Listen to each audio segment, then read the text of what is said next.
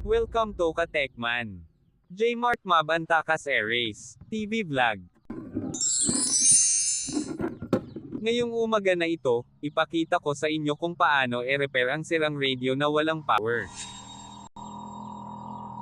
Una, virtual check. Muna tayo kung may crack ba ang board. Pangalawa, voltage check muna tayo. Kung may 5.3 voltage ba ang power supply niya mga katekman. Kung wala sira ang connection natin sa power supply, mga katekman, pero pag-check ko sa power supply meron naman na lumalabas na 5.3 voltage, mga katekman.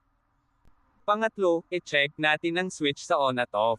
Para malaman natin ang sira, pag-check ko sira talaga ang switch ng on at off, mga katekman. Paano ba ito solusyonan? Madali lang to mga katekman. Ona, nilagyan ko ng kulay yellow na wire. Kita nyo yung yellow na wire mga katekman.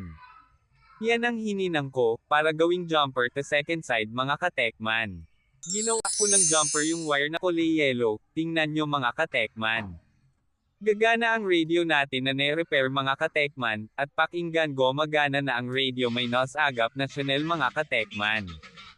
Di ba ang dali lang sa pag-repair mga katekman?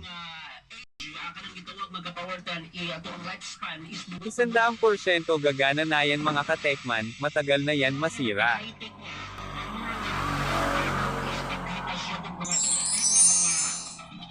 Salamat sa pag-view sa aking video, mga katekman. Don't forget to like and share. Knowledge is important in human being. God bless mga katekman. Sakit ang tao sa 30s, kunya ang mga sakit mga cervical cancer.